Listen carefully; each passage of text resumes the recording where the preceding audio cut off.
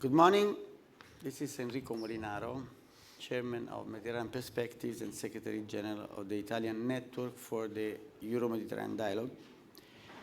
And I'm happy to introduce you to the speakers today, which are representatives of institutions and of countries in conflict. This is a very special panel from this point of view, and the topic itself is very sensitive.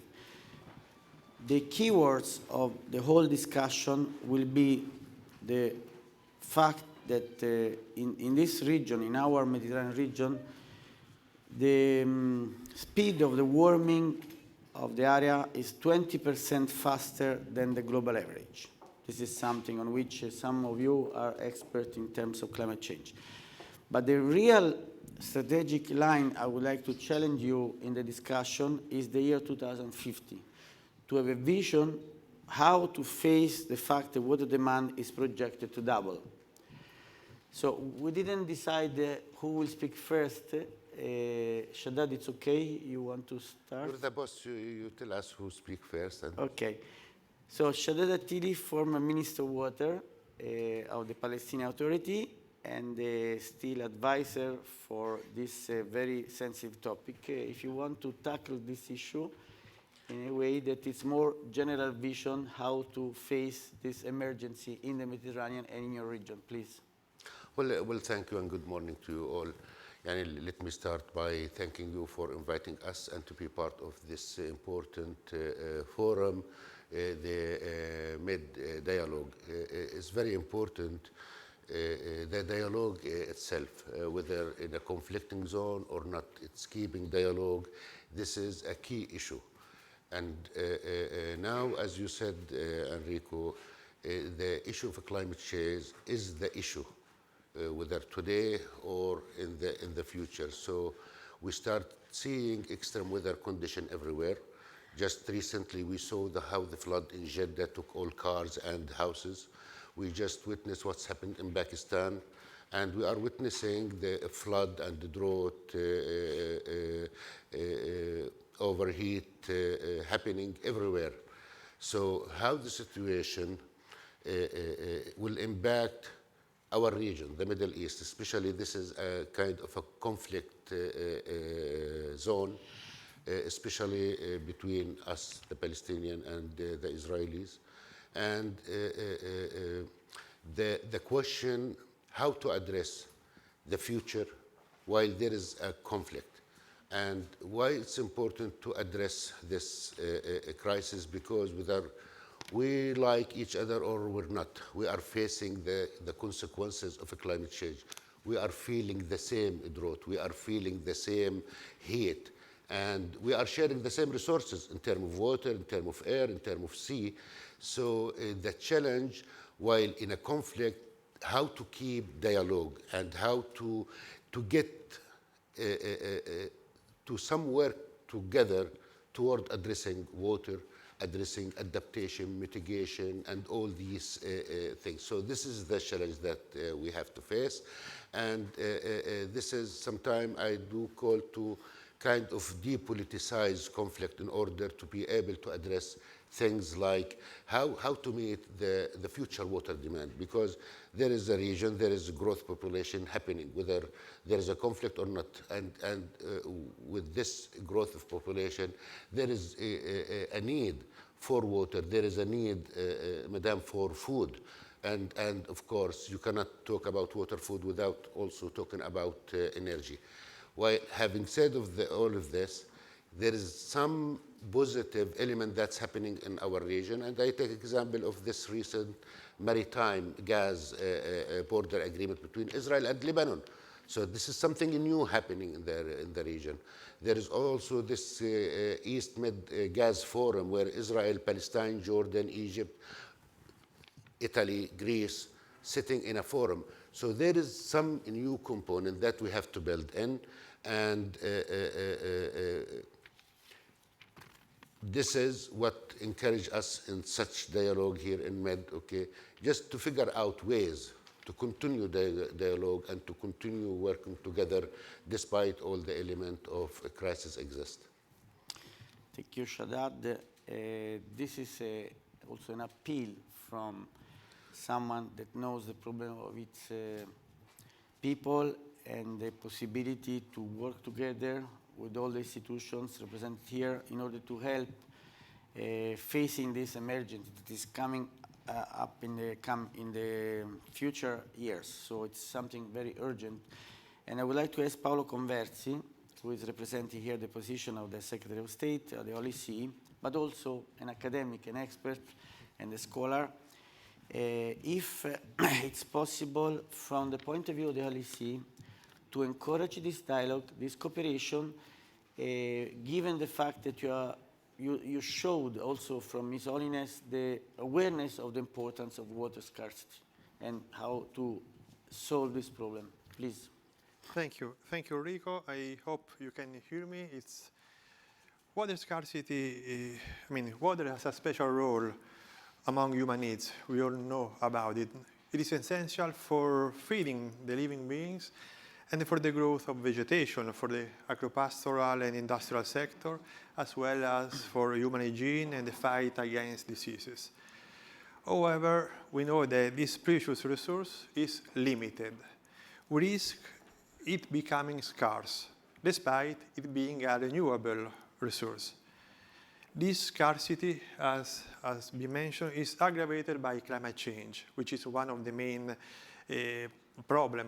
today's problem. We just had last week COP27 in order to face and to tackle climate change, to go on this process. But water scarcity is also aggravated by the current development model, which causes also pollution, including of groundwater. When we talk about the management of scarce resources, we enter into the realm of economic science. Science, one interpretation of economics defines economics as the study of how society uses scarce resources to produce useful goods and how these goods are distributed among different subjects. It aims to identify the best allocation of resources between alternative use. There are two key concepts in this perspective: scarcity and efficiency. Scarcity of resources, which are limited when compared to the limitedness of human desires and needs to be satisfied through the use of these resources. Efficiency is making the best use of limited resources to satisfy these needs. The concept of scarcity and efficiency are extremely pertinent for the adequate management of water resources. This is what we need. When we talk about water scarcity, due also to current development model with its byproduct of climate change and pollution, we already see that economics or economy is not doing its job. We know that the water economy comes from the ancient Greek oikos and nomos, which means the study of the rules of our home. Oikos, it's home. Nomos is rule, so study. Economics is asking to study the rules of our common home. Here, the scarcity of water challenges the economics to identify and implement rules capable of avoiding these byproducts, climate change and pollution, and maximizing the efficiency of the use of water. In addition, of course, to economics fair, and the Holy Father is very attentive to it, this issue also includes the educational one, which requires a change of approach toward these precious resources, toward water, by those who use it, modifying lifestyles, modifying consumption and production patterns, which are no longer sustainable in the long term. Safeguarding water means safeguarding humanity. And the success of this text depends on a series of elements. Governance based on inclusion, transparency, and responsibility, but also intersectoral coordination mechanisms which guarantee the coherence of policies at all levels, calling into question a correct implementation of subsidiarity. We need modern technology to optimize the use of water through a valid exchange of the best scientific research. We need the development of human capacities and educations to promote responsible use of water. In this perspective, international cooperation of water through appropriate technological transfer is a fundamental instrument to overcome the limits of water scarcity, which indubitably, and we know also in this fora, involves deep geopolitical problems affecting the quality of life and the survival of people. In this way, international cooperation, of course, is the main answer to water scarcity. Very clear, and thank you also for mentioning the COP27, which gives me the possibility to go to our next speaker, Germano Mastroianni, Senior Deputy Secretary General of the Union for the Mediterranean, 42 countries working together with the main office in Barcelona. It's an institution where I had the opportunity to experience an ability to talk also between countries in conflict. In particular, as a member of the Water Expert Group of the UFM, I had this feeling that it was UFM succeeded to create an atmosphere where they said, okay, let's talk about practical things, let's put the conflict aside. This is a compliment I want to do to your organization. And in particular, Germanos had an idea that I think it's probably will have an historical impact because he suggested for the COP27 the Mediterranean pavilion for the first time in history.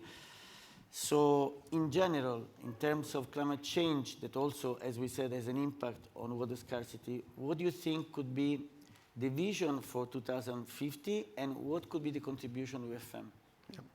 Thank you.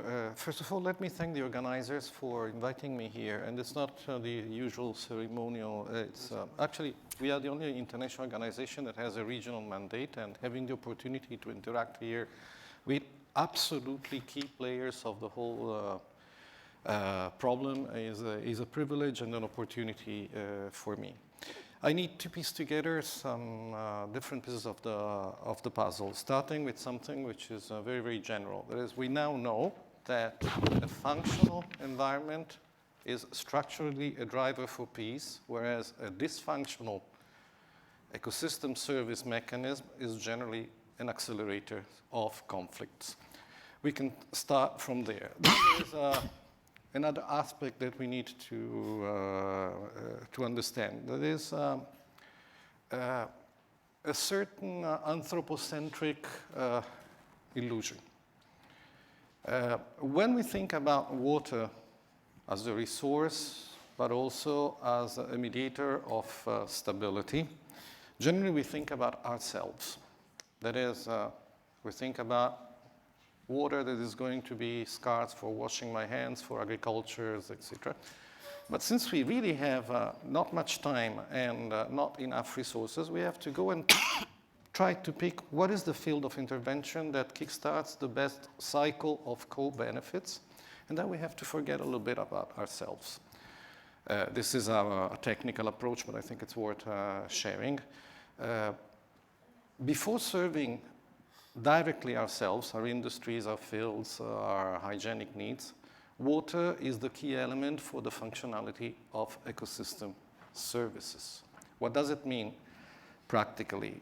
It means that we need to start reasoning a little bit more in terms of protecting the whole natural system that secures water before devising artificial surrogates for a water that's not there when we want it. To make it very, very simple, imagine water scarcity. We could think about digging a well which is 500 meters deep, and we're already starting to do that. But maybe before that, we should think about protecting the forest that catalyzes the water. In terms of a 2050 horizon, we need to consider this. All artificial surrogates of ecosystem services can delay the crisis, but they cannot solve it. If we want to solve it, we need to protect the system that secures water. And only then we will be more secure in the end uses that concern mankind. Another aspect that needs to be put together in this is, of course, that we cannot only see water as a resource that is becoming less available.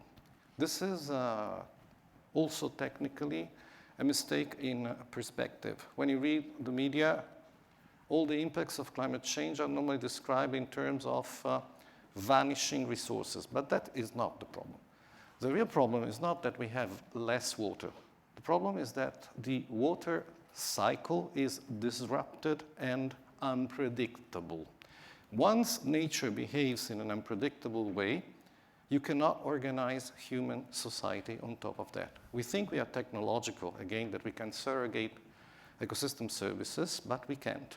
If we want to seed, we need to know when it rains. So we need to protect the stability of the system. In many cases, it is now an excess, an unpredictable excess of water that is causing the problem rather than water scarcity. And this is going to be also what happens in the Mediterranean. I'm finishing, don't worry. Because the waters of the Mediterranean are heating up very quick. It means that they release a lot of energy in the atmosphere, and this will cause a very violent arrival of water, but not in the expected period. I'll give you two examples that show what's happening.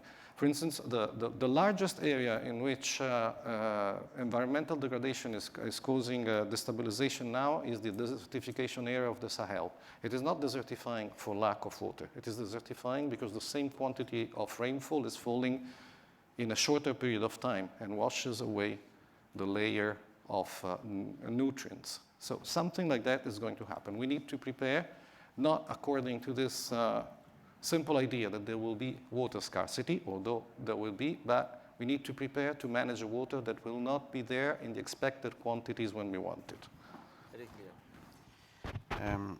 So I think this is the best way to introduce Miki Zaide as the Director of Planning Division of the Israeli Water Authority for a number of reasons. First of all, because planning is exactly what we want to discuss now, and 2050 or not even 2075 maybe, it's the perspective where we need a vision, because one thing I learned talking with you is that natural water will not be enough, so we have to find somehow other sources.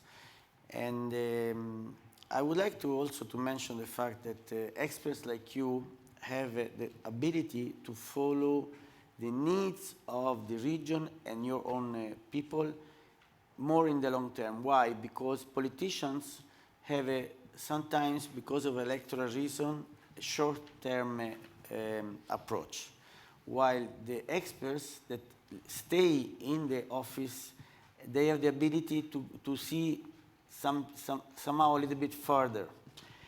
And as an example of this, I would like to mention, also to congratulate with you for the work you did as an expert for the Memorandum of Understanding with the Kingdom of Jordan in exchanging water for the Jordanians and energy for Israel. So this is an example of how the possibility can be developed also on the, may I say, the push of the experts, because they can see better the point that Gramenos was raising. The point is that not only we have a problem of scarcity, but we have a problem of uncertainty.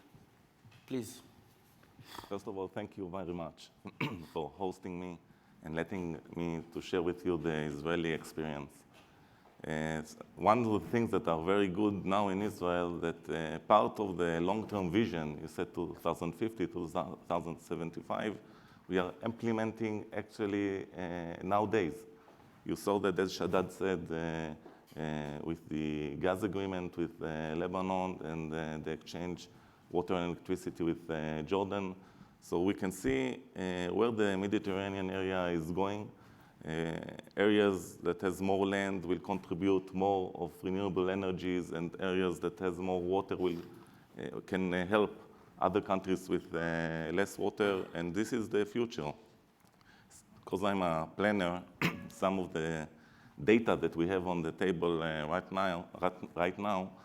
So we use now natural resources less than 40% than the total resources in Israel. We supply double than what we have from rain. So this is a miracle in the region. And we did that because of few main principles: signaling the real price of water because of the scarcity, a very strong regulation and water law. The water belongs to the public, and allocation and certificates and for every borehole that takes withdraw water, and very strong planning for the future. After you signal the real price of scarcity and you tackle uncertainty as well, you can introduce more technology by reusing water, by desalination, and of course saving water to be more efficient. We try to do that. We succeeded to reduce the consumption per capita in Israel by 20% in 2010, just by media campaigns, accessories for saving water in tap and sockets, and also raising tariffs, which influenced the most. And if I look at the future, to the vision in 2050 and 2075, by the way, why we need 2050, 2075? We don't have a lot of area. We need to secure, sometimes along very expensive areas along the shore, we need to secure the area to produce water, like the desalination, like sewage treatment plants. So it's not planning for the long time to talk about, because if we won't plan, we won't have enough water. And according to our estimations, and part of our forecast for the future, we take into account also what we are going to deliver to our neighbors.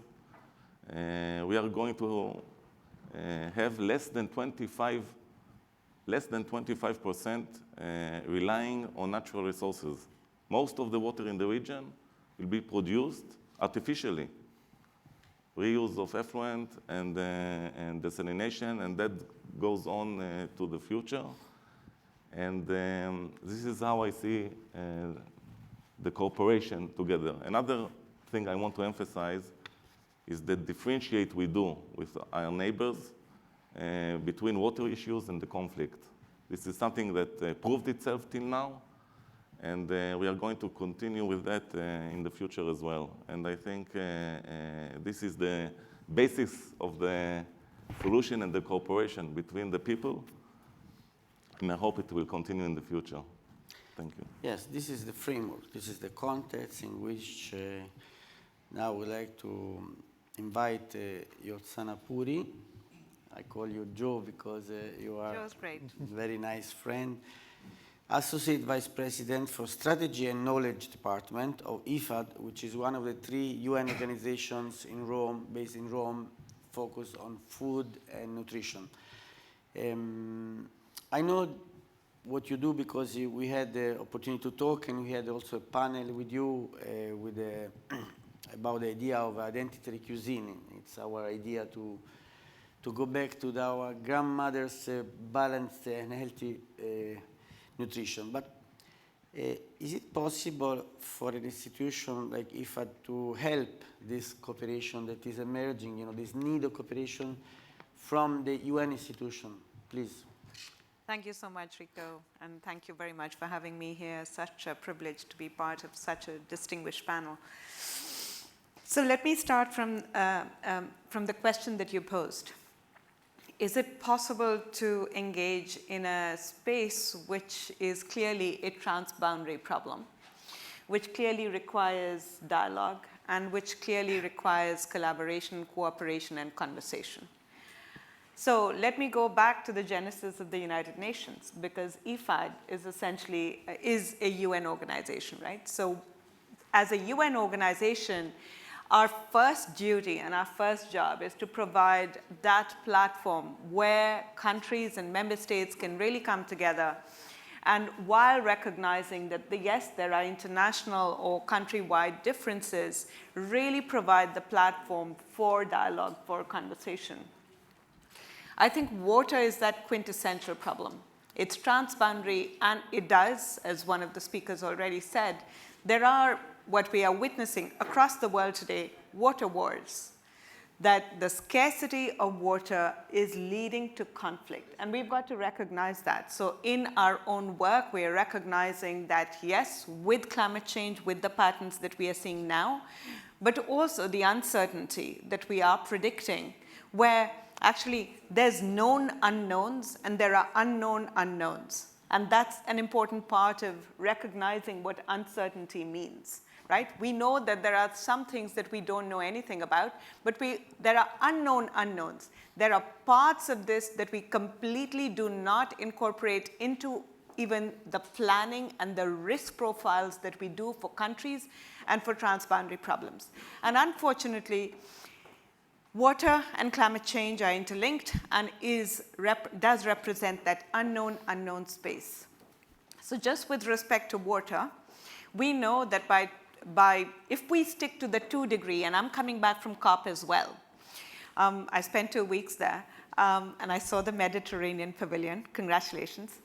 I think one of the key things that we're recognizing is that with a 2-degree world, and unfortunately it's inevitable that we are going to go into a 2-degree world, we are going to witness a 20 to 40% decline in overall water in rainfall patterns, especially for the region.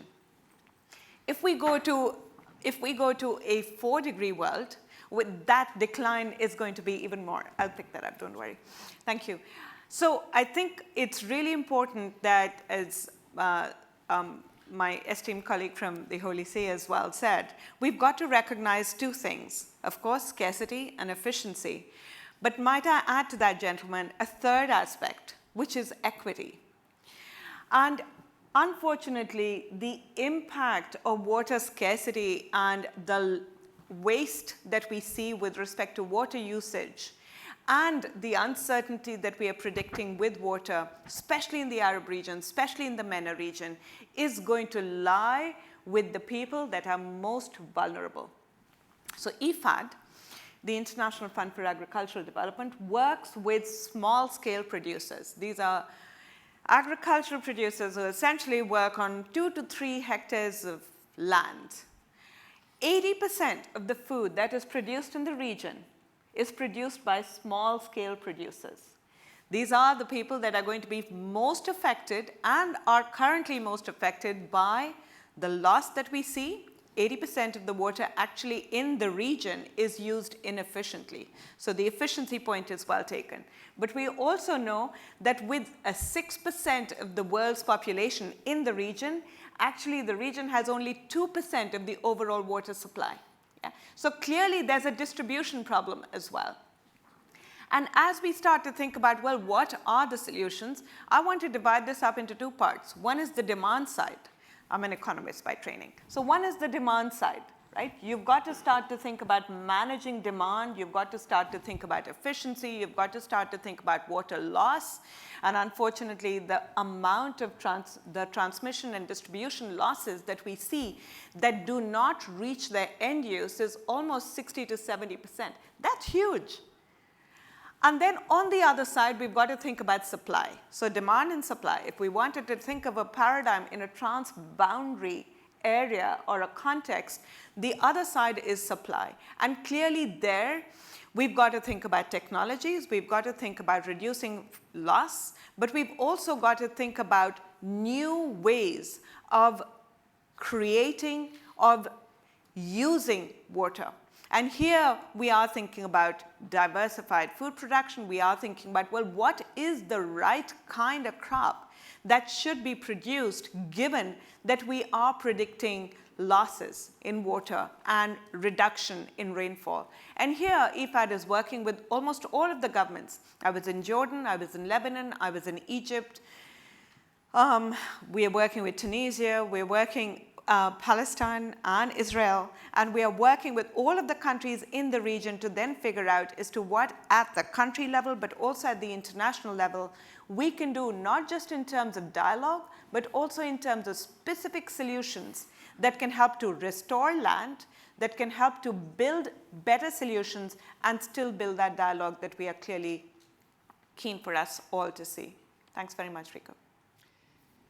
Yes, this is a picture now. I hope all the audience here got some idea of the framework in which we have to consider such elements. Thank you so much. In view of this Vision 2050, which is not so far actually in terms of planning. That's why you spoke already about 2075. I would like to invite you now, possibly in a quick round, because I would like to have a third, last round at the end, to give some practical examples of projects or modality, how your institutions contribute to projects, and the needs to implement specific activities in your respective countries. So I would like to come back to Shaddad, if it's okay with you. Well, thank you again, Yani. To respond to your question, Yani, we have to retake what has been said, and we're having also two respectful organizations, IFAD and the UFM. The Hulusi spoke about importance of international cooperation, and Mickey spoke about future planning. So, to answer your question, the first thing that comes to my mind, it's about seriousness. Are we serious, or are we just talking for the sake of talking? Looking what's happening at the COP27 and even at Glasgow, and maybe what will happen at the COP28, there is no seriousness. There is some people has kidnapped the whole planet, and they're doing what they like to do.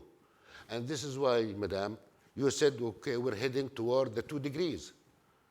There is no serious commitment, and we are bearing the consequences of climate change, and we are bearing the consequences of non-seriousness of the global warming and keeping the warming at 1.5 in the best cases. So if we continue just talking without taking a serious action on the ground, we will be going from bad to worse. And conflict will be increasing, and you will be struggling everywhere in each country to address starving and to address the food challenge everywhere. So, and if I take what Mickey said about planning, you know, planning, what does it mean? If we talk about the need of food, energy, water, the current population, where we are living in an area which is a water scarce, and we are addressing, for example, the water for a population to be doubled or tripled in 10, 20 years. So from where to get that water to satisfy the needs? And there's another issue of importance. It's not only, okay, if we're having a 1 liter of water that even doesn't satisfy the whole need, and we are looking toward having 5 because the population will be bigger. There is another issue that we have to bear or to address, which is the financing. If you need to make more desalination, you need to have more money in order to be able to build desalination facility, in order to be able to build sewage treatment plant, in order to build a renewable solar field. And from where the money comes, there is no charity in the words. There is the private sector, and the private sector will not step in a conflict zone. The private sector people, they do care about their pockets. If you don't ensure them that they're going to have a return on investment and they're going to invest in a secure place, they will not be stepped in. And this is very important to address. This is very important to address. Now, answering your question, we're having, yes, a conflict zone, but it's a wealthy region. And this agreement that comes between the Emirati Saudi, the Emirati Jordanian, and the Israeli, it's an example. There is no place, you know, all country has committed to the NDC, the national contribution, the national determination contribution. So Israel, to meet these, they don't have land to build a renewable energy. So this deal, Jordan have plenty of desert, as well as the Gulf countries. So this deal, okay, it's good, despite that the Palestinian has been excluded. So You tell me in the World Water Day slogan, don't leave anyone behind. But we have been left behind. Why, when it comes to Palestinians, there is another story? Because we're not serious, Ambassador Dugan. We're not serious.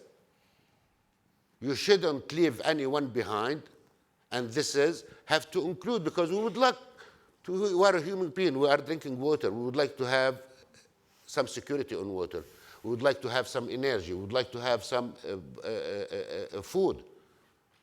And this is an idea also that, yes, we need financial resources to develop desalination and non-conventional resources, but Lebanon has plenty of water.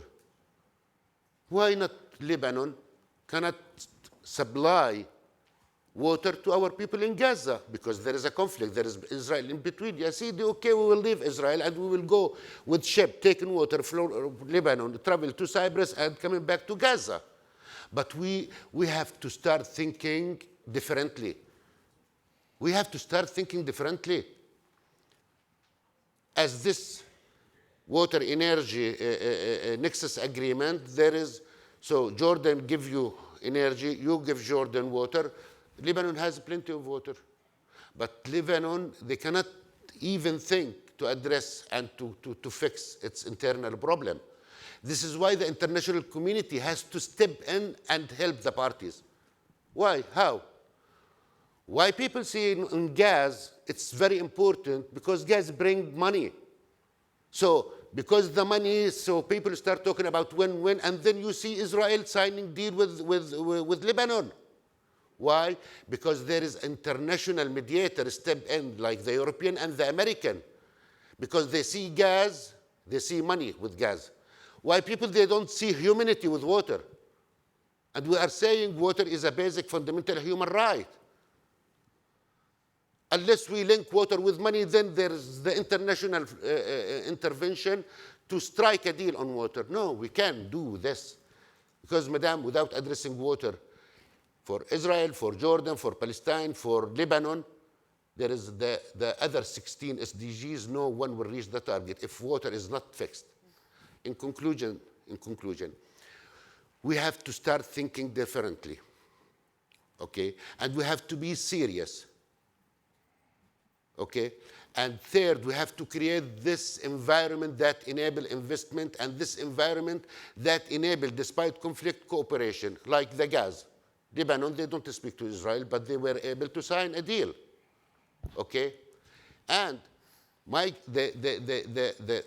final, that please, when we end this mid-dialogue, just follow up on what has been said. Just try to make a new reality. Try to make a new thing, okay? Build on this dialogue. Build, okay, that we said, we spoke about the 2050, the 2075. Let's take some action, some initiative, second track initiatives by IFAD, by UFM, okay, addressing a component of climate change, of food, of water, of energy. It will work. It will work, as it has worked on the Gas East Mediterranean Forum, as it works between Lebanon and Israel, as the UFM also cover a lot of regional initiatives. And please step in and come. Don't wait until the party comes to you. Please come to the party and propose to them to work. Because we are still not really a big mature, but we need a third party to step in and to encourage us to talk, okay? So, sorry if I was long on answering, but this is kind of... No, Shaddad, I think it's clear that it's from the heart, your passionate invitation to seriousness for all of us, all the Mediterranean countries, and especially the last idea you had regarding contribution of a third party to contribute to solve some technical or political problems. I think this can be an appeal, since we are here in the Med Dialogue, to Foreign Minister Tajani, our Italian Foreign Minister, to take into consideration this idea, because maybe in a parallel way the institutions, the foreign ministry, and the civil society that I can represent here in our network can do something in this direction. You know that we had 15 seminars behind closed doors, Israeli-Palestinian seminars, and one of them was devoted to the issue of Gaza with the then Palestinian Minister of Energy and Ambassador Deran, who also came to the Med Dialogues. And one of the problems was the fact that the desalinization has a high energy cost. So one of the ideas, I don't know if it's still relevant, you know better than me, it would be to allow the Palestinians in Gaza to enjoy the Gaza Marine gas sources in order to get this energy to facilitate the use of the desalinization plants that unfortunately they still consume a lot of energy. So I take this idea and I will transfer to all of you and to the Foreign Minister Tajani, because I think Italy has an interest to contribute also with Italian cooperation to solve these problems, because we have the motto that preventing is better than healing.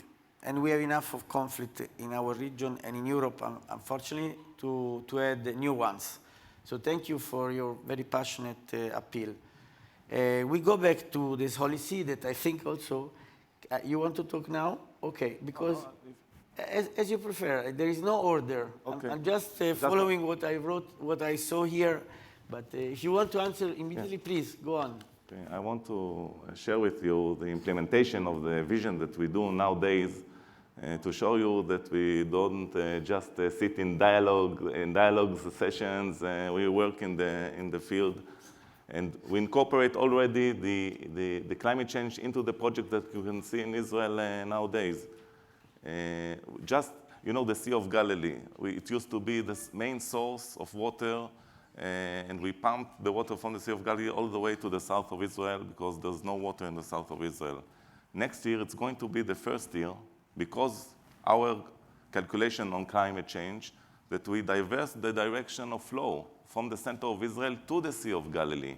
We are going to fill the Sea of Galilee of desalinated water, because we know how important the Sea of Galilee is to the region and also to our neighbors, because we supply to Jordan from the Sea of Galilee. So this is something that we do already. We invested, and it's now going, it's a project now going, we invested $300 million in water supply systems, that most of the water that will flow allocated is to the Palestinian Authority. So the other side has also to finance their own water systems, and then they'll get the water. From my understanding, almost 100% of the Palestinian Authority is connected to the grid. And another nice project that we are conducting now, the first time in history that all the east part sewage from Jerusalem is being treated now and goes back to the agriculture. And the Palestinians are connected also to some of the water system, something that we can do. And another idea in the future that we are talking about is exchanging effluents that we reuse. Because the effluents that comes from the Palestinian Authority comes from high topography to low topography in Israel, we can treat it in our land and bring back some of the effluents in other areas, one by one, to the Palestinian Authority if they are willing to reuse. So I think there's a lot of cooperation that is being done today, and we can continue with that in the future. Okay, so now the question is how these three speakers can represent their respective institutions in the direction of helping and contributing, facilitating this cooperation. Unfortunately, we have short time, but I'm sure you can be very short, please. I'll try to do it. Thank you, Enrico. And thank you also, John. I mean, I totally agree. I mean, scarcity, efficiency, equity is one of the pillars of managing water, and I would add also solidarity. solidarity is also another issue quite important, as also was mentioned by all the other speakers. And when we consider the issue of water, we can approach it from different perspectives, not only economic or technical or legal, but also religious or spiritual perspective, cultural perspective, educational perspective. By the way, regardless of the perspective chosen, it must always be recognized, as you say, that access to safe drinking water is a basic universal human right, since it is essential to human survival. And it's a condition of the exercise of other human rights, such as right to food, right to health, right to development. Denying these rights means denying the right to life, rooted in the inalienable dignity of every human being. So my first point, it is the importance, the need of a conscience of solidarity to consider access to water as a universal right of all human beings without distinction or discrimination. The right to water is still without protection at the international level. We have the United Nations General Assembly resolution of the well-known 292 adopted on July 28, 2010, with three important elements. The recognition of the essential nature of this right, which fall within the scope of fundamental human rights recognized by the Universal Declaration of Human Rights of 1948. There is, in this resolution, the importance of promoting cooperation, especially for the most disadvantaged population, and the need to deepen the challenge facing the implementation of this right. By the way, this document is a part of the so-called soft law of international law. It's not binding. Even the 2030 agenda, the SDGs, in the SDG 6, we don't have any recognition of the human right to water. The SDG 6 is aimed at ensuring the availability and sustainable management of water and sanitation for all, although water is never mentioned as a right. So we can wonder if the time has come for a more significant and substantial international standard on the right to access water. It now seems right within the international community to consolidate our effort to achieve a significant codified framework on the right to access water. Also considering that we are now in the middle of the 2018 and 2028 International Action Decade, which the UN has dedicated to water for sustainable development. So one point is how to achieve and to recognize these important fundamental rights. The other point I would like to underline is the importance of hydro-diplomacy that you also mentioned in such a way. The impact of water on peace and development is quite clear. I mean, water wars, you mentioned, of course, it is estimated that in 2050, at least 25% of world population will live in countries that will suffer from significant water stress. And water is a fundamental factor of development. It's a limiting factor of human development. UNESCO shows also that the difficulty in accessing water can also be measured in terms of educational and also economic laws. So peace and security. There are many contributions that water and its correct management can offer in achieving these two important aspects of humanity. Hydro-diplomacy could be a real instrument calling into question the management of water resources shared by several nations. And maybe we need also to have a forward-looking change in perspective, to change our perspective on how we can consider these shared resources as water. And there are, almost 75% of states share river or lake basins, water resource, and we can generate cooperation, and we can move from what is a logic of competition into a process of cooperation, adopting a new culture of water, a new culture of water use, and this is a cultural change. a cultural change based on a culture of care and responsibility, trying to underline the many examples that you have to promote hydro diplomacy, which means also hydro solidarity. Thank you. I guess it's clear for all of us that the voice of the church, its government represented by the Holy See, and in particular the Secretary of State and the Pope, His Holiness, can promote, as you said, can encourage this kind of cooperation. So we hope you can continue to give us this feedback once you go back to report to the Secretary of State that there is a need and a request of encouragement from this point of view. In Pitigliano, one of the dioceses that is part of our network, we had on October 28 a conference on water from the religious community, so the contribution of Christian, Jewish, and Muslim representatives in this respect. So I totally agree with you. But I would like to ask very briefly, because we have a few seconds, to Gramenos Mastroianni, how the UFM can help the projects of cooperation to go, and if you have any idea or any comment about what we said. Oh yes, a lot. First, I uptake the invitation we received, because this is the first layer of action of the UFM. Normally, when there is negotiations on everything, including on water, the parties engage in trying to find a good way to divide the cake. Our role is mainly to have them understand that if you examine the cascade effects of what we do, with a good negotiation, you can create, instead of a well-divided cake, two full cakes, 2.5 cakes, and things like that. Because cooperation does not only generate a fair division, it can generate a lot of advantages for it. Then we act at another level, which is the projects you mentioned, and I would just say, go and browse our website. I will not, but I would like to speak to you about what we are not doing, because we also work with stakeholders, and we would like to go in that direction. And it's about being fair, and it's about not only thinking top-down infrastructure. Let me just mention the case of Syria.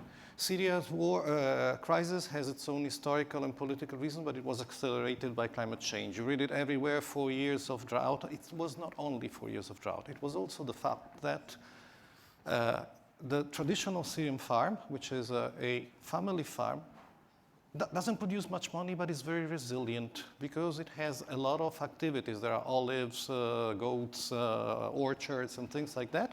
Was pushed towards a monoculture of cotton, and cotton drinks a lot of water. Monoculture is good, it creates income, but if the wrong thing arrives for the crop that you've chosen, you have a big problem, and this is why 1.8 million Syrians moved from the countryside to the cities. Attaching to what you said, we have to think also about people, about the value of tradition, about how important it is to have a diet that respects the wisdom of our grandparents, because it was not only the wisdom of poorness, it was the wisdom of interpreting the territory, which is very, very much needed in the region, together with infrastructural projects. And this is why I really look at IFAD. I think we should talk more. Mm-hmm. Thank you, thank you. This is a topic that's very important for us, and at the third World Conference on Mediterranean Diet, we succeeded to put together Moroccan, Palestinian, Israeli, Jordanian, Egyptian, Turkish, and German colleagues, head of networks of the Al-Amin Foundation, focusing on this issue of the cultural aspect of Mediterranean diet and what we call identity cuisine. So please, can you give very short, conclusive talk so we can stay within the limit of our time, please? Yeah, Rico, you're reserving the best for last, right? Okay, so thank you. Yes, I'll try and do that. And I don't know how you're seeing this, but the way I'm seeing it evolve is, you know, the Holy See spoke about the importance of having resolutions and the legislations in place so that we can really come together and cooperate. I think what all of the other gentlemen have also spoken about is how do we actualize this on the ground? And this is where EPAD can really help to play a role, and I completely see your point. I definitely think we should speak more.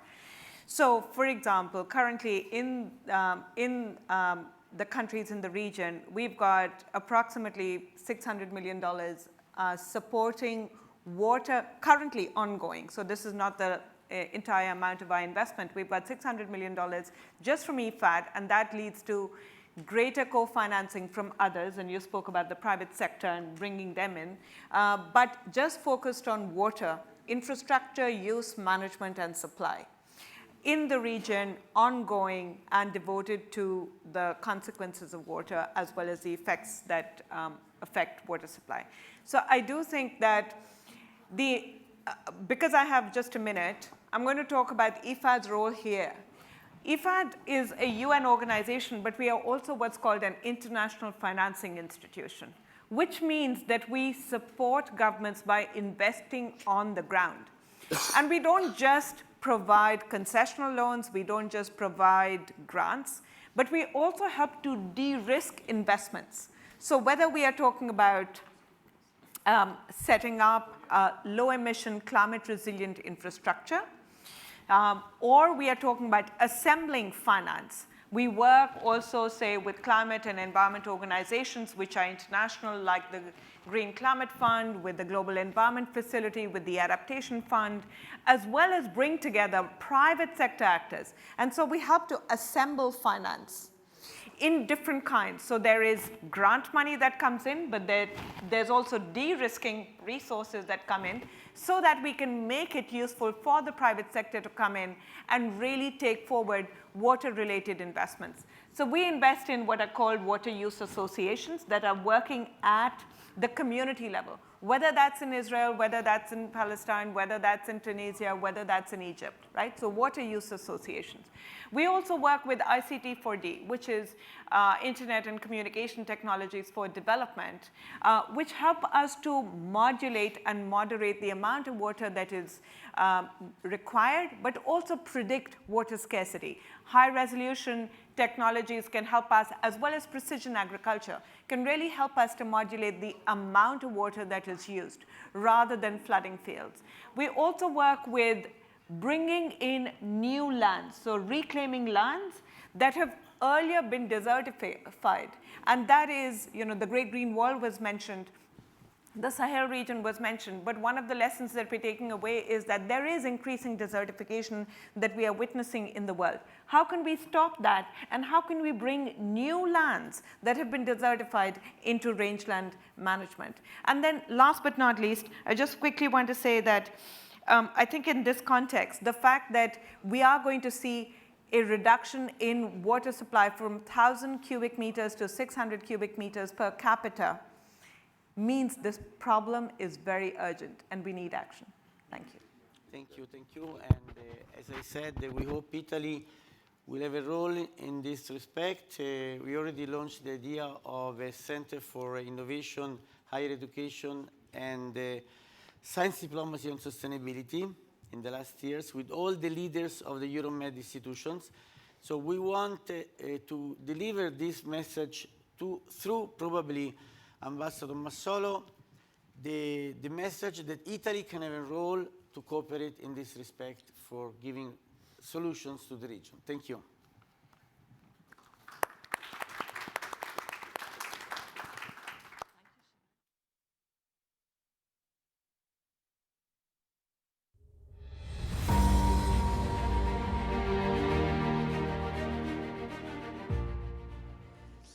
Dear guests, the next session in this room will resume at 12.